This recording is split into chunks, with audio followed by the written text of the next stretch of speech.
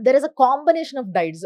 Single meal diet, 2 meal diet ఇలాంటివి ఏవేమో రకరకాలు వింటూ ఉన్నాం మనం. సో, ఇలాంటి డైట్స్ ప్రయోగం ఏదైనా చేసి హెల్తీ అయిపోదాం మనకు క్యాన్సర్ వచ్చేసింది గదా! అని ఎవరైనా అనుకునే అవకాశం ఉంది కాబట్టి అడుగుతున్నా. ఇలాంటివి చేయొచ్చా వాళ్ళు? So, except intermittent fasting which is good for health. అదేదో ఇప్పుడు కొత్తగా వచ్చిన సైంటిఫిక్ ఇది కాదు. మన మన పూర్వీకులు చేస్తుంది. పొద్దుపోయే ముందు కల్లా తినేసి పడుకోవాలి అనేసి. మా దగ్గర కీమో పేషెంట్స్‌లో ఏంటంటే పథ్యం అనేది ఏమీ ఉండదు. Only thing they have to avoid alcohol and smoking.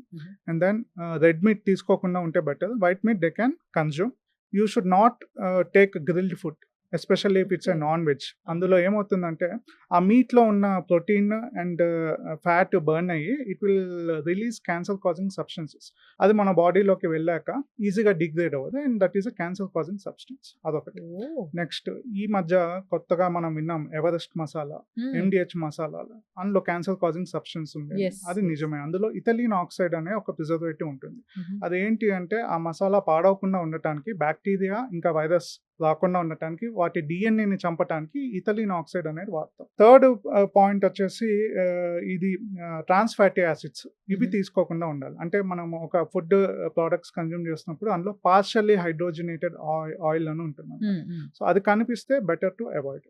ఇంకొకటి వచ్చేసి నాన్ స్టిక్ కుక్వేర్ ఉంటుంది కదా, అది 2013కి ముందు నాన్ స్టిక్ కుక్వేర్ లో ఒక కెమికల్ కార్సినోజన్ ఉండేది. సో అది that's a family of forever chemicals. అంటే అవి ఈజీగా డిగ్రేడ్ అవ్వవు అనమాట బాడీలోకి వెళ్తే. సో అది అవాయిడ్ చేసుకోవటం better. Only restrictions what we give in for chemo patients is one in blood cancers, leukaemia, లింఫోమాలో.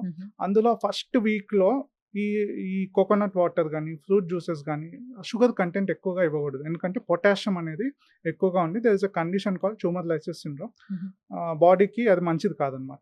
Except that in జనరల్గా కూడా ఎలాంటి డైట్ రెస్ట్రిక్షన్స్ అనేవి ఉండవు.